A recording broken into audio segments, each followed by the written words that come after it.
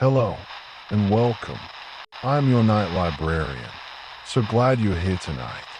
I hope you don't mind. I've put on some relaxing music for you. It should begin shortly, softly in the background. Let's take a moment to slow down together. There's nothing you need to do, and nowhere you need to be. Let's light up the candle.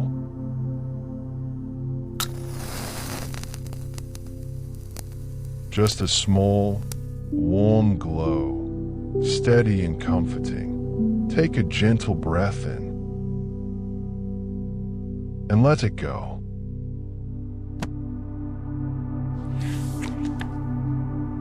Tonight, we'll be talking about something simple, something calm, something that you can drift in and out of as you rest.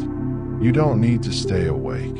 Just listen, relax, and allow yourself to fall asleep whenever you're ready. This library grows with its travelers.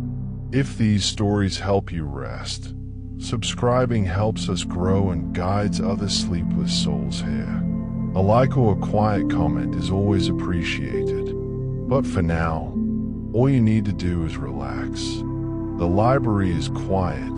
The candle is lit. Settle in. Get comfortable. And allow your eyes to grow heavy.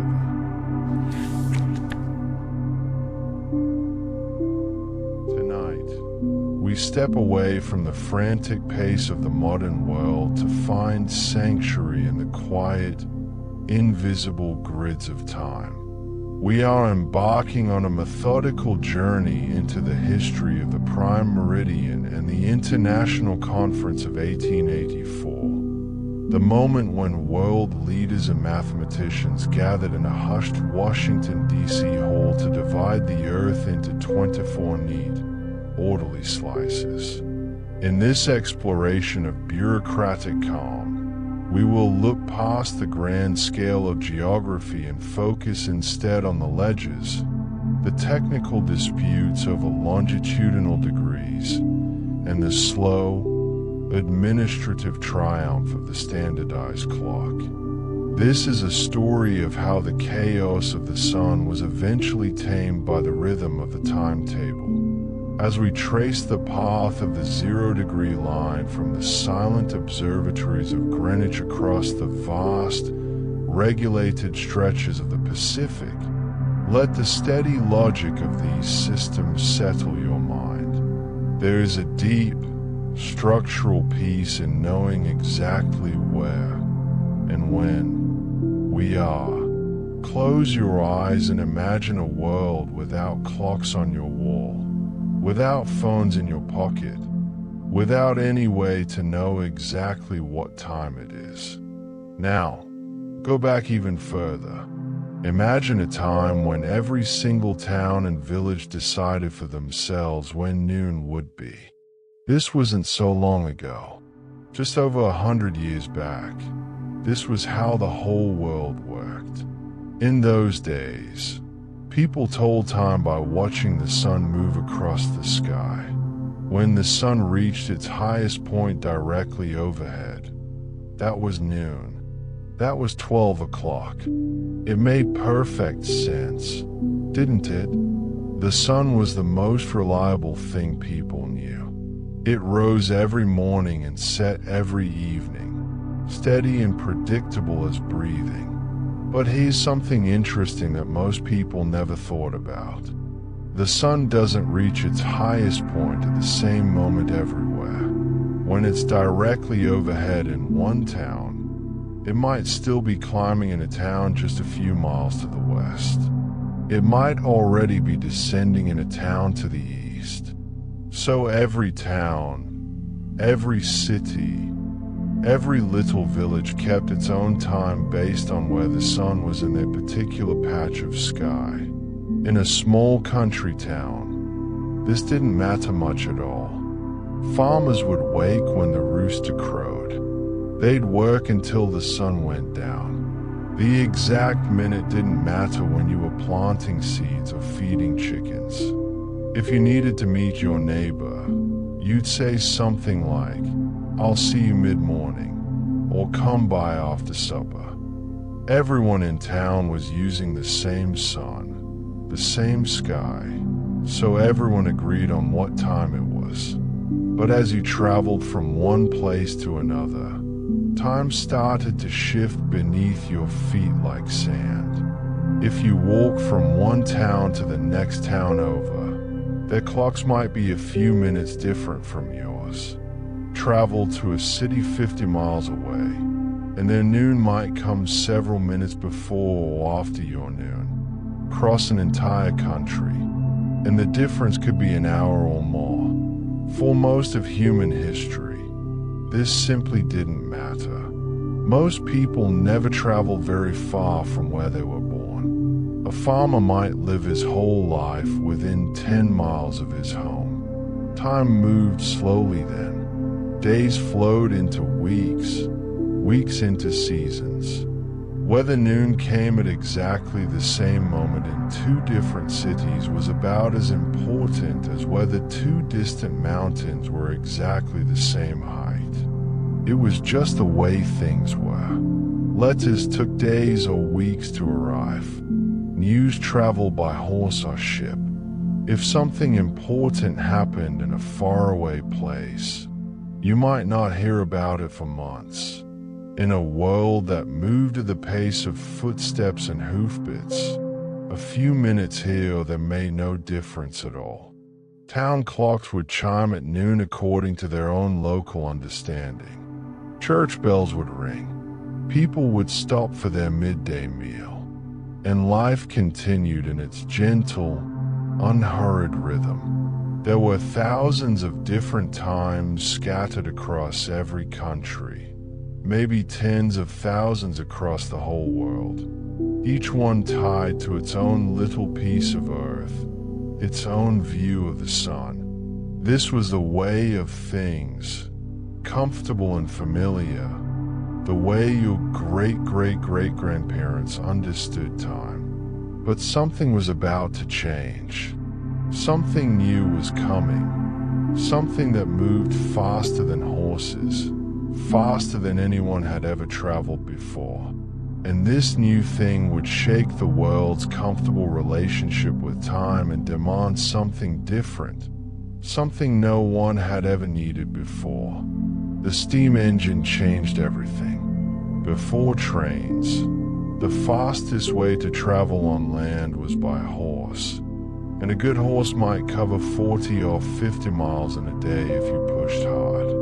Then suddenly, in the early 1800s, trains came roaring into existence, huffing and puffing and racing along iron rails at speeds that seemed almost magical. 20 miles per hour, 30 miles per hour. Some trains even reached 50 miles per hour or more. Imagine how strange and wonderful and frightening this must have seemed. People who had never moved faster than a galloping horse were suddenly flying across the countryside, watching the landscape blur past their windows. Towns that once took a full day to reach were now just an hour away. The world was shrinking, getting smaller and more connected with every mile of track that was laid. But with this wonderful new speed came a new problem, one that no one had ever faced before. When a train needed to run from one city to another, it had to follow a schedule. It had to leave at a specific time and arrive at a specific time. Passengers needed to know when to show up at the station. Station workers needed to know when to expect each train. And here's where things got terribly confusing. Let's say you lived in a city we'll call Westville, and you wanted to take a train to a city called Eastville, about 100 miles away. The Westville station clock showed noon, so you arrived to catch the noon train. But the railroad company was using Eastville's time for their schedules, and Eastville's noon came 7 minutes before Westville's noon. So according to the railroad's clock, it was already 7 minutes past noon. You'd missed your train, and it wasn't your fault at all. The two cities simply couldn't agree on what time it was. Now imagine you're running the railroad. You have trains going back and forth between dozens of different cities, each city with its own local time. How do you make a schedule that makes sense? Do you use the time in the city where the train starts? The city where it ends? Something in between? Railway companies tried all sorts of solutions, and each solution just created more confusion. Some railway companies decided to use what they called railroad time, which was different from the local time in many of the cities they served. So a town might have two clocks in its station, one showing the town's local time and another showing railroad time. Passengers had to figure out which clock to use when. Mistakes happened constantly. People missed trains. Trains showed up when nobody expected them. It was chaos dressed up as progress. And then there was a much more serious problem. When two trains shared the same track, going in opposite directions, they had to know exactly when to expect each other. They needed to pass at just the right places, where there were extra tracks for one train to pull aside and let the other pass.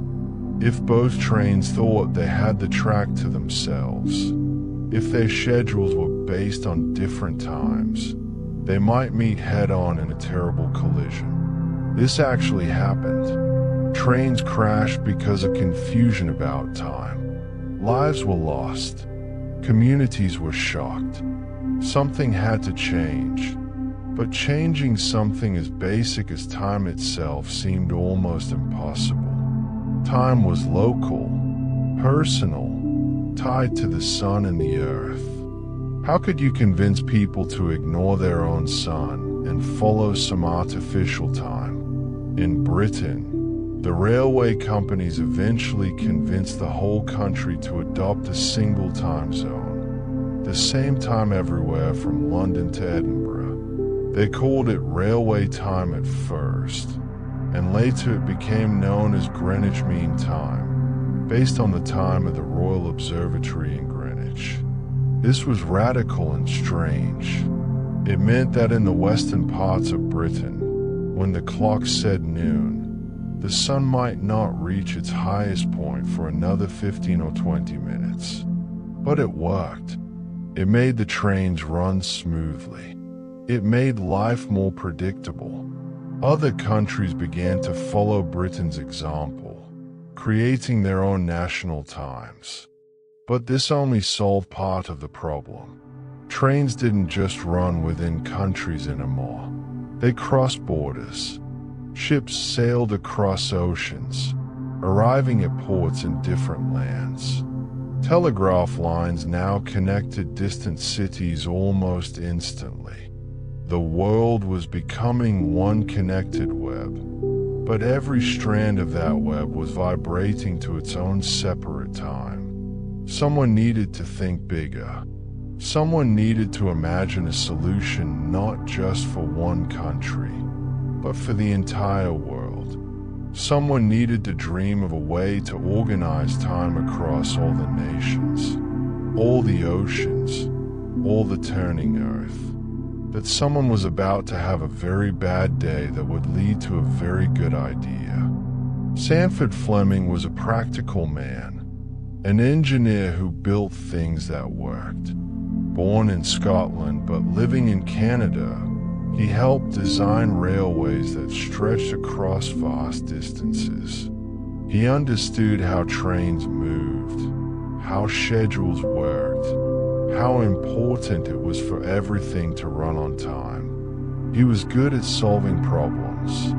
But in 1876, he encountered a problem that frustrated him deeply.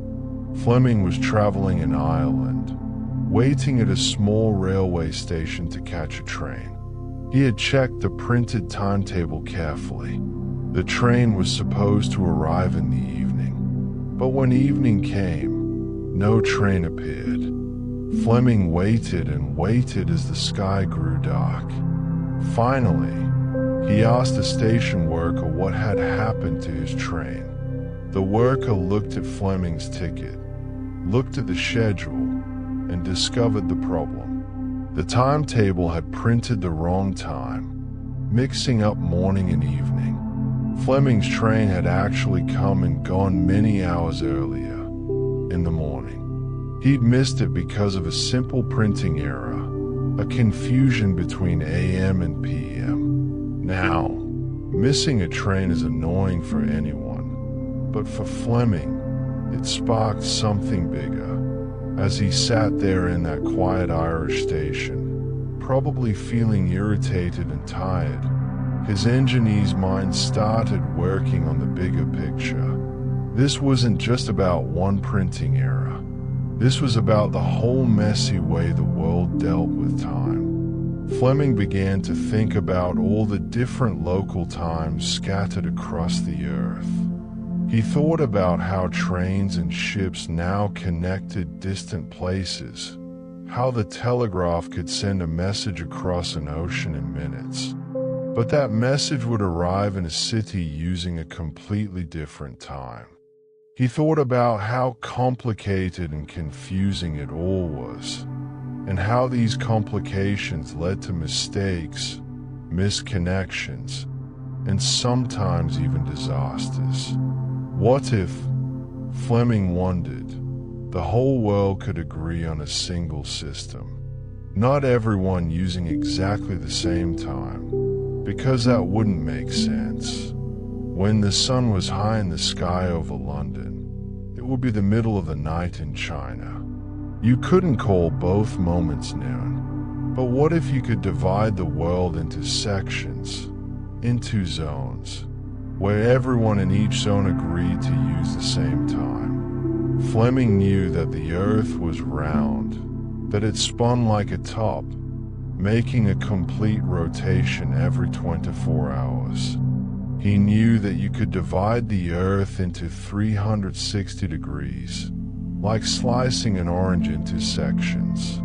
If you divided those 360 degrees by 24 hours, you got 15 degrees for each hour. So Fleming imagined dividing the entire Earth into 24 zones, each one 15 degrees of longitude wide, each one exactly 1 hour different from the zones on either side. In Fleming's vision, you would set one zone as the starting point, the Prime Meridian, and count the zones from there. If you traveled east into the next zone, you would set your watch forward by exactly 1 hour. Travel west into the previous zone, and you'd set your watch back 1 hour. It was elegant, mathematical, simple. Everyone within a zone would share the same time, and everyone everywhere would know exactly how their time related to everyone else's time.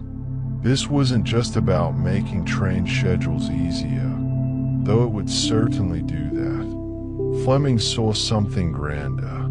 He imagined a world where a sea captain could know exactly what time it was at any port in the world, where scientists in different countries could coordinate their observations of the stars or the weather, where businesses could communicate across continents without confusion, where time itself would become a shared language, understood the same way everywhere. Fleming was just one man with an idea, but he was determined. He began writing papers, giving talks, explaining his vision to anyone who would listen. He traveled to meetings. He drew maps showing how the zones would look. He calculated and recalculated, making sure his system would work. And slowly, very slowly, people began to pay attention. The dream of organizing the world's time was beginning to take shape, moving from one engineer's imagination toward becoming something real. By the early 1880s, the world was ready for change. Telegraph wires connected continents. Ships carried cargo and passengers across every ocean. Railways crossed nations and even continents. Scientists were studying weather patterns and stars, trying to understand the earth and sky. But they couldn't easily share their findings because everyone was using different times, different measurements, different starting points for their maps. The mess had become impossible to ignore. Different countries used different meridians, different lines from North Pole to South Pole, as their 0 point for measuring longitude. When a British map said a city was at a certain longitude, and a French map said something different, and an American map said something else entirely, how could anyone navigate with confidence?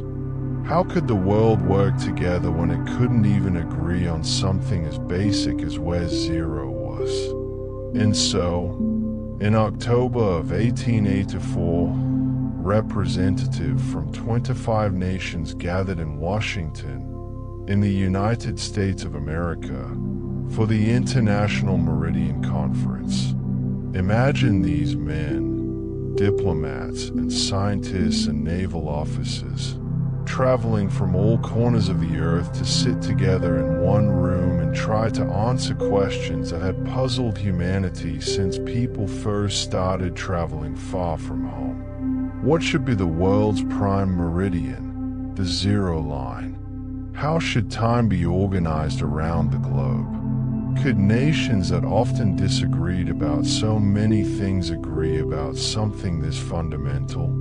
The conference room must have been quite a sight. Men in formal suits and uniforms, speaking different languages, representing empires and republics, kingdoms and democracies.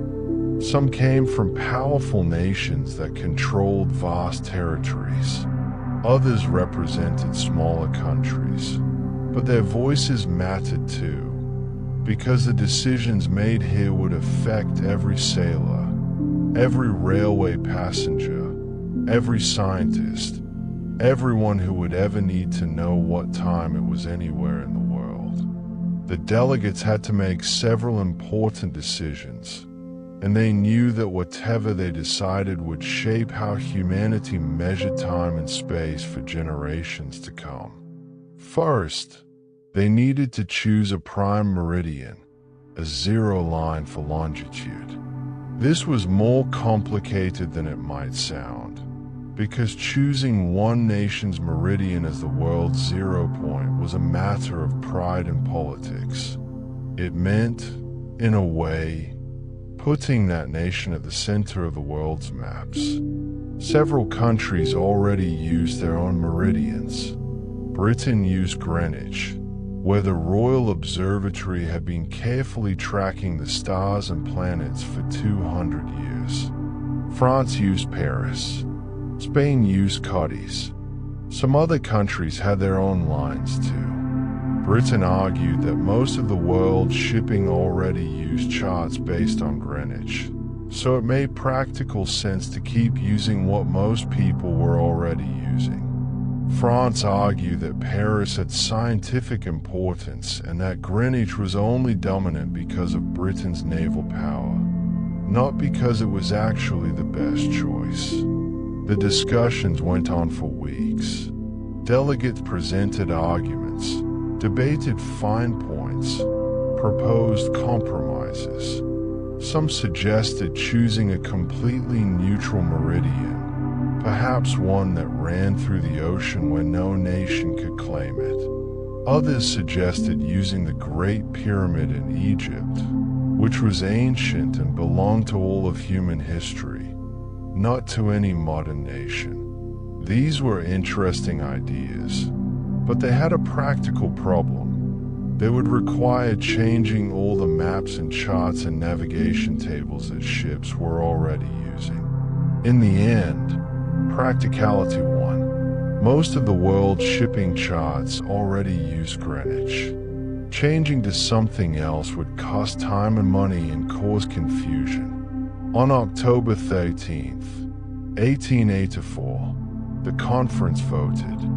22 nations voted to adopt the Greenwich Meridian as the prime meridian of the world. Only one nation voted against it, San Domingo.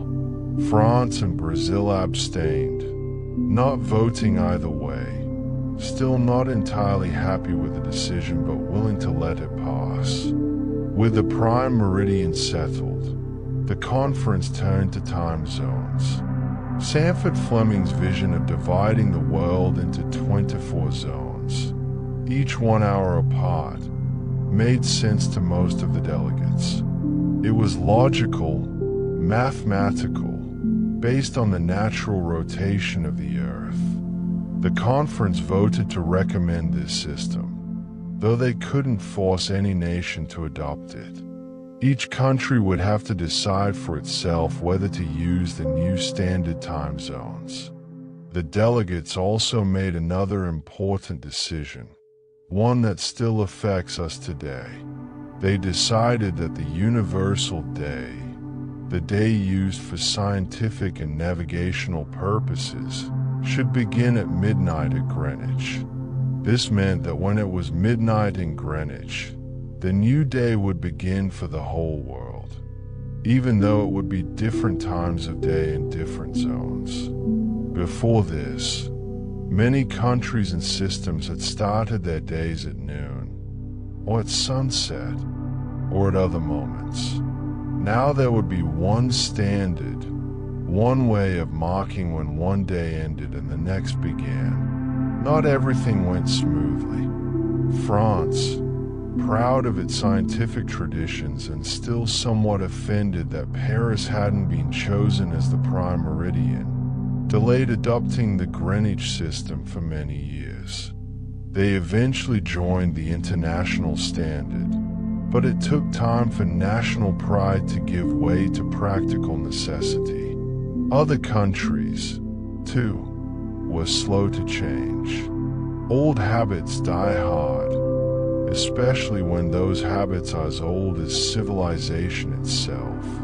But despite the disagreements, despite the hurt pride and the slow acceptance, something remarkable had happened in that conference room in Washington. For the first time in human history, nations from around the world had sat down together and agreed on a way to organize time and space for everyone. They had looked at the whole life, spinning in space, and drawn invisible lines on it that everyone would recognize.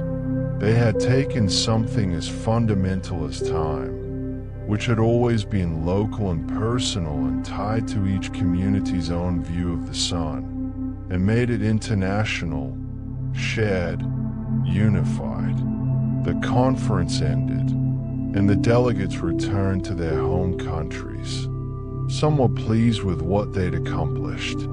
Others were disappointed that their preferred solutions hadn't been chosen. But all of them knew they'd been part of something significant. They'd laid the foundation for the modern world, a world where a person in Tokyo could schedule a telephone call with someone in New York, and both would know exactly when that call would happen. A world where trains could cross borders smoothly, where ships could navigate with confidence, where scientists could collaborate across oceans. The vision that had started in Sandford Fleming's mind, born from frustration at a missed train in a small Irish station, had become an international agreement. The dream of organized time was no longer just a dream. Now came the harder part, convincing the world to actually use it. Before the International Meridian Conference made its decision, there was a question that sparked more passion and debate than almost any other. Where should zero be? Which line, running from the North Pole to the South Pole, should be the prime meridian, the starting point for measuring everything else? This wasn't just a scientific question. It was about identity, about pride, about whose nation would be, in a sense, at the center of the world. Think about what a map means. When you draw a map, you put something at the center. That central point becomes the reference for everything else. For hundreds of years, different nations have placed themselves at the center of their own maps, using their own observatories or capital cities as the 0 point for measuring longitude. Each country saw the world radiating out from its own position. Each was the center of its own universe. Britain had been using Greenwich, the location of the Royal Observatory, as its prime meridian since 1714. By the late 1800s, roughly 72% of the world's shipping tonnage used charts based on the Greenwich Meridian. This wasn't because Greenwich was particularly special geographically. It was because Britain had the world's most powerful navy, the largest merchant fleet, and had been making detailed navigation charts for longer than most other nations. British charts were accurate, widely available, and trusted. Sailors around the world used them, which meant they were already using Greenwich as their 0 point, whether they thought much about it or not. France, however, had its own proud scientific tradition. French astronomers and mathematicians had made crucial discoveries about the Earth's shape and size.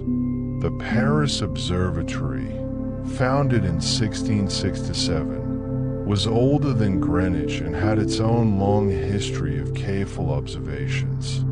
Many French maps and charts used Paris as the prime meridian. To the French delegation at the International Meridian Conference, the suggestion that Greenwich should be the world's 0 point felt like Britain being rewarded for its military and commercial power rather than for scientific merit. The French had a point. Why should Britain's meridian become everyone's meridian just because Britain happened to have more ships? Wasn't science supposed to be above national interests? Shouldn't the world choose a prime meridian based on scientific reasoning rather than practical convenience? Some French delegates suggested that if the world was going to have a single prime meridian, it should be somewhere neutral, somewhere that didn't favor any one nation. One proposal was to use a meridian that ran entirely through water, perhaps through the Bering Strait between Alaska and Russia, or through the Pacific Ocean. This would be truly neutral because no nation could claim it as giving them special status. The opposite side of this oceanic meridian would become the place where each day began, where the date changed.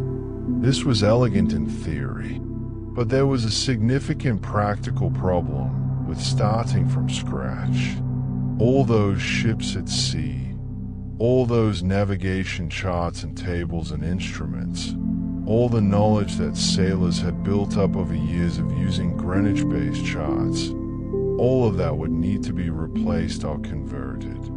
The cost would be enormous.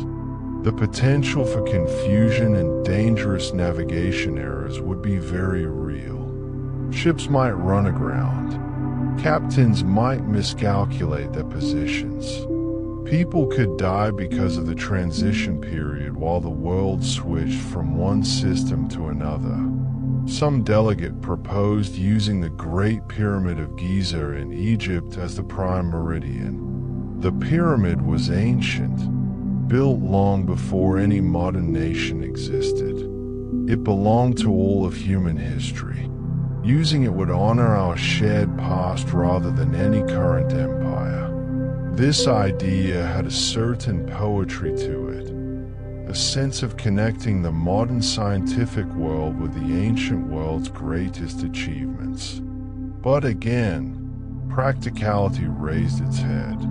The Great Pyramid was on land, in a specific country. Would Egypt have special status because the prime meridian ran through its territory? And still, There was the problem of all those existing charts and instruments and tables that would need changing. The more delegates talked about alternatives to Greenwich, the more complicated those alternatives seemed to become. Spain used Cadiz. Germany used several different meridians depending on which German state you were in. Russia used Polkovo Observatory near St. Petersburg. Italy used Rome. Each nation had its reasons, its traditions, its pride. Getting them all to agree on anything seemed almost impossible. Yet somehow, they had to find common ground. The American delegate, Commander Sampson, made a pragmatic argument that swayed many delegates. He pointed out that the question wasn't really about choosing the best meridian in some abstract sense. The question was about creating a system that would actually be used, that would actually help people navigate and communicate and coordinate their activities. Greenwich was already being used by most of the world's ships. Starting there meant less disruption, less cost, less danger, and quicker adoption of the new international system. When the vote finally came, it wasn't unanimous, but it was clear. Greenwich became the Prime Meridian, the zero line for longitude, the point from which all time zones would be measured. France abstained from the vote, unable to vote for Greenwich but unwilling to stand alone against the tide of practical necessity. French pride was wounded, but French wisdom recognized that the world needed a standard, even if it wasn't the standard France would have preferred. In an interesting twist, France eventually developed a small compromise to soothe national feelings. Instead of officially calling it Greenwich Mean Time, they would refer to it as Paris Mean Time minus 9 minutes 21 seconds, which was technically accurate since Paris is exactly that much ahead of Greenwich. It was a way of accepting the international standard while maintaining a symbolic connection to French scientific tradition. The debate over where zero should be teaches us something important about how the world works. Sometimes the best solution isn't the most elegant or fair one. Sometimes it's simply the one that works, the one that people will actually use. The world chose Greenwich not because Britain deserved it more than France or any other nation, but because choosing Greenwich meant the world could move forward together, could start working with one shared system instead of dozens of competing ones. With Greenwich established as the Prime Meridian, the world now had its 0 point, its beginning. The next challenge was to divide the entire Earth into 24 time zones, each one representing 1 hour of the Earth's rotation. On paper, this seemed beautifully simple. The Earth has 360 degrees of longitude. Divide that by 24 hours, and you get 15 degrees per time zone. Draw a line every 15 degrees, and you're done. The world is organized. Time is standardized. Everyone can go home. But the Earth, as it turns out, doesn't care much about human mathematics. And the people living on Earth care even less about having a time zone boundary slice right through the middle of their city or town. The actual implementation of time zones became a fascinating puzzle, a challenge of balancing mathematical elegance with practical reality. Imagine you drawing these time zone lines on a globe. You start at Greenwich, which is 0 degrees longitude. 15 degrees to the east, you draw your first line. This zone, from 0 to 15 degrees east, would all share the same time, 1 hour ahead of Greenwich. 15 more degrees east, you draw another line. This zone is 2 hours ahead of Greenwich. You keep going all the way around the Earth until you've made 24 zones. But here's where reality intrudes on theory.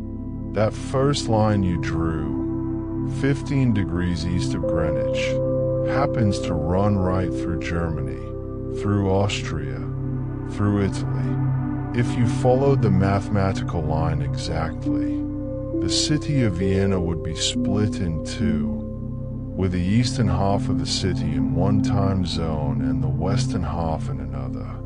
People living on opposite sides of the same street would be living in different hours. A family's house might be in one time zone while their garden was in another. This clearly wouldn't work. So the boundaries had to bend and curve and follow natural and political features instead of straight mathematical lines. Time zone boundaries would follow national borders where possible. They would curve around cities to keep them unified. They would follow coastlines and rivers. The elegant mathematical slices became irregular, organic shapes, like puzzle pieces that had been cut to fit the actual world rather than an idealized globe. Some adjustments were obvious and necessary. Others revealed interesting choices that nations made about their own identities. China, for instance, is geographically wide enough that it should span 5 different time zones. If you follow the mathematical divisions, someone in Western China would be 4 hours behind someone in Eastern China. But China decided to use a single time zone for the entire country. Everyone in China, from east to west, uses Beijing time. This means that in far western China, the sun might not rise until 9 or 10 o'clock in the morning according to the clock, and might not set until after midnight. The clock time is divorced from the sun's position, but the nation is unified by sharing a single time. Russia, the largest country in the world, stretches across 11 time zones. When people in Eastern Russia are eating breakfast and starting their day, people in Western Russia are getting ready for bed. The country is so vast that when Moscow says it's noon, it's already 9 o'clock at night in Vladivostok, over 6,000 miles to the east. Managing a country across so many time zones creates interesting challenges. How do you schedule a national television broadcast when it's evening in one part of the country and the middle of the night in another? Some places made choices that seemed to defy the mathematics entirely. India, for example, could have used 2 time zones, but instead chose to use a single zone that's offset by 30 minutes. All of India uses a time that's 5.5 hours ahead of Greenwich, not 5 or 6, but 5.5. Nepal goes even further, using a time that's 5 hours and 4 to 5 minutes ahead of Greenwich. These odd offsets show that while the world accepted the basic system of time zones, each nation kept the right to adjust the details to fit their own needs and preferences. Then there's the matter of the international dateline, the place where one day becomes the next. In theory, this should be at exactly 180 degrees from Greenwich, the meridian on the exact opposite side of the Earth. And for much of its length, through the Pacific Ocean, that's roughly where it runs. But it doesn't run straight. It zigzags and curves to avoid splitting island nations and territories. It bends far to the east to keep all of Russia in the same day. It curves around island groups so that neighbors don't have to live on different days. Imagine living on a small island where the date line ran right down the middle. You could walk from Tuesday to Wednesday in just a few steps. Your friend living on the other side of the island would be living in a different day than you, even though you could see their house from yours.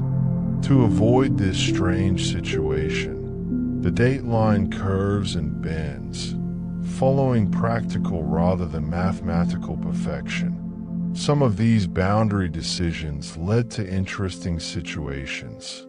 The island of Kiribati, a nation in the Pacific, used to be split by the international dateline, with some islands on one side and some on the other. In 1995, Kiribati decided this was too confusing and moved the dateline to the east, so the entire nation could share the same date. This meant that Kiribati became one of the first places on Earth to see each new day, including the first sunrise of the new millennium in the year 2000. There are places where time zone boundaries create unusual situations even today. The tiny town of Lloydminster sits right on the border between Alberta and Saskatchewan in Canada. These provinces use different time zones, so the town officially uses one time zone, but people living on one side of the street might naturally align with a different time than people on the other side. Signs and clocks remind everyone which time the town officially follows. Stand on certain borders, and you can step backward or forward in time. Cross from Poland into Belarus, and suddenly it's 1 hour later. Cross from China into Afghanistan, and it's 3.5 hours earlier. These boundaries, invisible in the landscape, mark places where human decisions about time create sudden changes in the clocks, even though the sun moves smoothly across the sky with no regard for borders. The 24 time zones are a remarkable achievement of international cooperation and practical compromise. They are not perfect mathematical slices. They are not purely scientific divisions. They are a human solution to a human problem, shaped by politics and practicality, by national pride and local convenience.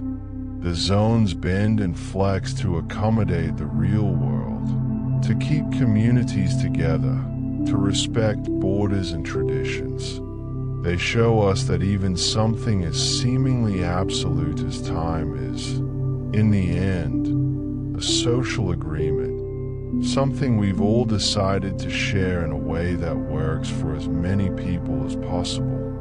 After the International Meridian Conference in 1884, you might think the world immediately changed its clocks and adopted the new time zone system. But change, especially change to something as fundamental as time, happens slowly. It happens unevenly, and it happens only when people see a real reason to abandon their old familiar ways for something new and strange. Some countries move quickly. The United States had already begun experimenting with time zones even before the International Conference. American railroads have been struggling with the chaos of local times for years, and they've taken matters into their own hands. On November 18th, 1883, almost a year before the International Meridian Conference, the railroads unilaterally established 4 time zones across the United States: Eastern, Central, Mountain, and Pacific. They did this without government approval, simply announcing that from that day forward, all trains would run according to these new standard times. It was a bold move, and it worked partly because the railroads had the power to enforce it. If you wanted to catch a train, you had to accept railroad time. Gradually, cities and towns began setting their official clocks to match the railroad time zones because it was simply too confusing to maintain both local time and railroad time. The federal government didn't officially adopt these time zones until 1918, 35 years later. But in practice, most Americans have been living by time zones for decades before the government made it official. Britain, having won the argument about Greenwich being the Prime Meridian, had already unified its own time across the country. By 1880, all of Britain was using Greenwich Mean Time. This made things simpler for the British, but it also meant they were one step ahead of most of the world in understanding how standard time could work. Canada adopted time zones in 1883, around the same time as the American railroads. Japan adopted a standard time in 1888. New Zealand followed in 1868, though it took several more decades for the system to be refined and accepted everywhere. Sweden adopted standard time in 1879, getting an early start before the International Conference even happened. But other nations were slower, more reluctant.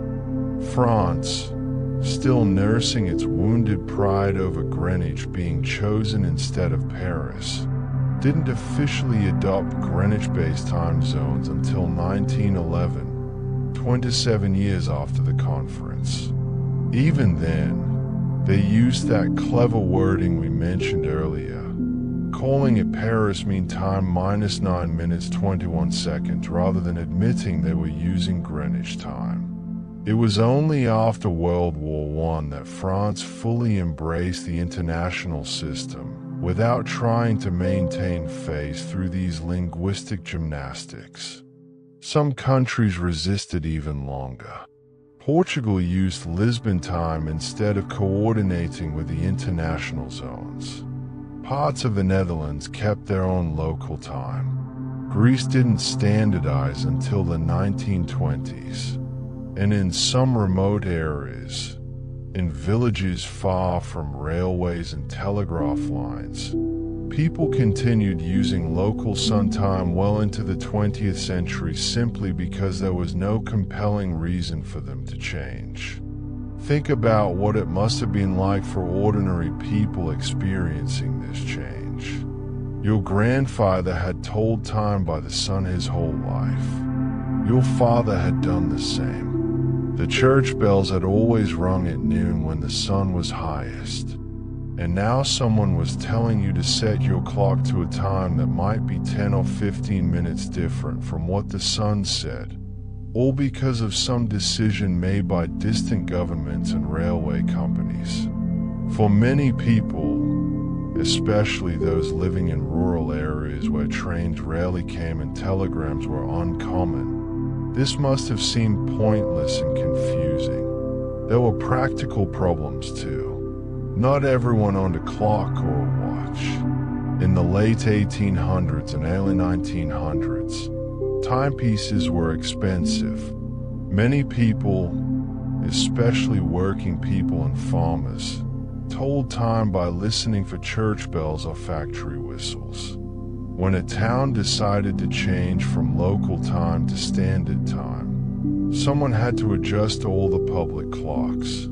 Someone had to tell the church bell ringers to change their schedules. Someone had to inform the factory workers that the whistle would now blow at a different time relative to the sun. In some places, this led to confusion and resentment. There are stories of towns where some people stubbornly kept using the old local time, calling the new standard time railroad time or government time with a tone of disdain, as if to say it wasn't real time, not the true time told by the sun and the stars. In a few places, you could find two groups of people in the same town, some following the new standard and some clinging to the old ways, creating a miniature version of the chaos that standard time was supposed to solve. Slowly, though, the new system won out. As more people traveled by train, as more businesses used telegraph to communicate across distances. As the world became more connected and coordinated, the advantages of standard time became impossible to ignore. You couldn't run a modern economy on local sun time. You couldn't coordinate shipping and rail schedules. You couldn't send telegrams and know when they would arrive. The 20th century was arriving, bringing with it speed and connection and complexity, and it demanded that humanity organize its time in a new way. By the 1930s, most of the world had adopted the time zone system. The Great Transformation was largely complete. Time had become standardized, internationalized, coordinated. The Earth still turned at the same steady pace it always had, and the sun still rose and set according to the ancient rhythms.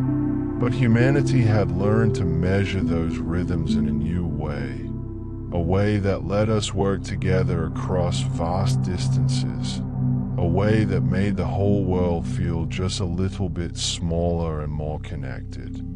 For decades after the International Meridian Conference, the world used Greenwich Mean Time as its reference point. GMT, as people called it, was based on the mean solar time at the Royal Observatory in Greenwich. It was calculated by observing the sun's position in the stars, the way astronomers had measured time for centuries. Greenwich Mean Time worked well enough for trains and ships and telegrams. It served the world faithfully through 2 world wars and into the age of aviation and international telephone calls. But as the 20th century progressed, humanity's needs for precision grew more demanding. Scientists were making discoveries that required exact timing. Radio signals needed to be coordinated. Later, satellites would orbit the Earth, and their navigation systems would need time measured not in seconds, but in tiny fractions of seconds. And here's where a problem emerged. The Earth itself isn't a perfect timekeeper. The Earth's rotation, which seems so steady and reliable, actually varies slightly. Some days are a tiny bit longer than others. The Earth wobbles just a little as it spins. The movement of the continents, the melting of ice caps, even large earthquakes can affect how fast the Earth rotates. These changes are incredibly small, too small for you or me to ever notice, but they are large enough to matter when you need extreme precision. Scientists had developed atomic clocks, devices that measure time using the vibrations of atoms. These clocks are astonishingly accurate. The best atomic clocks today wouldn't gain or lose even 1 second over millions of years. They are so precise that they make the Earth's rotation look sloppy and irregular by comparison. When you're trying to coordinate satellites in space, or synchronize computer networks around the world, or conduct scientific experiments that require perfect timing, you need the reliability of atomic clocks, not the slight wobbles of planetary rotation. And so, in 1960, the world began transitioning to a new standard called Coordinated Universal Time, abbreviated as UTC. You might wonder why it's not abbreviated as CUT, and there's a gentle little story there. When the new system was being developed, English speakers wanted to call it CUT for Coordinated Universal Time, while French speakers wanted to call it TUC for Temps Universal Coudon. Unable to agree, they compromised on UTC, which doesn't match either language perfectly but somehow satisfies both. It's a small reminder that even in science, human cooperation requires compromise. UTC is based on atomic time, measured by atomic clocks maintained in laboratories around the world. These clocks are so stable, so reliable, that they define the second itself. A second is no longer a fraction of a day, no longer based on the Earth's rotation. Instead, it's defined by the vibrations of cesium atoms, exactly 9,192,631,770 vibrations. That's precision beyond anything our ancestors could have imagined. But here's the interesting part. Even though UTC is based on atomic time, we still wanted to roughly match the Earth's rotation because we still live on Earth. We still experience day and night based on where the sun is. So when the Earth's rotation drifts too far from atomic time, scientists add what's called a leap second to UTC. Once every year or two, usually on June 30th or December 31st, the world pauses for 1 extra second. Clocks go from 11:59 and 59 seconds to 11:59 and 60 seconds, and then to midnight. That extra second keeps UTC synchronized with the Earth's actual rotation. Most people never notice leap seconds. Your phone adjusts automatically. Computer systems handle them behind the scenes. But that occasional extra second is a beautiful compromise between the atomic precision we need for modern technology and the planetary rhythms that govern our days and nights. It's the modern world's way of honoring both human innovation and natural reality. Today, UTC is the time standard that coordinates everything from internet service to GPS satellites, from stock market trades to international phone calls. When an airplane flies across the ocean, its navigation system uses UTC. When scientists in different countries collaborate on an experiment, they schedule their observations in UTC. When you send a message to someone on the other side of the world, the timestamp is calculated from UTC.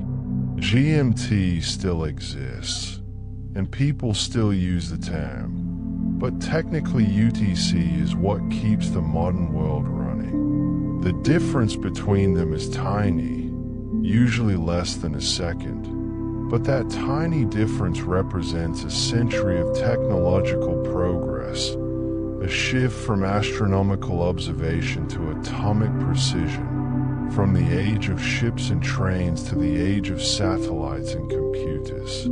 The world still has its 24 time zones, still counts hours forward and backward from that zero line through Greenwich. But now those hours are measured with a precision that would have seemed like magic to the delegates at the 1884 conference, to Sandford Fleming waiting at his Irish railway station, to all those railway workers and ship captains who first struggled with the problem of coordinating time across distances. We've kept the system they created and refined it, made it more precise, more reliable, more suited to our modern needs, while honoring the fundamental insight that brought it into being. That time, like so much else, works better when we share it. And so we arrive at the end of our journey through time, or rather, through the story of how humanity learned to organize time. It's a story that began with chaos, with every town and village keeping its own hours, with travelers constantly adjusting their watches, with trains crashing because nobody could agree on when things should happen. It's a story that moved through innovation and frustration, through international conferences and stubborn resistance, through mathematical elegance and practical compromise.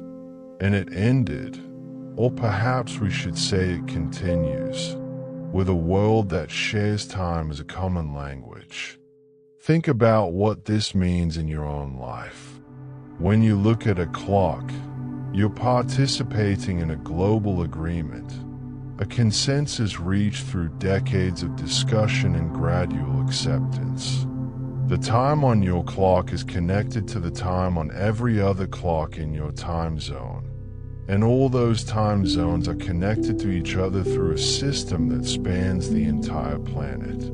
You're synchronized with millions of other people, all of you moving through the hours together, all of you sharing the same understanding of when now is. This synchronization, this sharing of time, is so fundamental to modern life that we rarely think about it. But imagine trying to live without it. Imagine trying to call someone in another city if you couldn't agree on what time to make the call. Imagine trying to catch a flight if the airport used a different time than your watch. Imagine trying to do business across countries if every place had its own unique time with no relationship to anyone else's. The world would be fragmented, disconnected, each community isolated in its own temporal island. The time zone system that we've inherited from those pioneering thinkers of the 19th century has done something remarkable. It has made the world smaller without making it uniform. You can be in New York at noon while someone in Tokyo experiences midnight, and yet you both understand exactly where the other is in the cycle of day and night.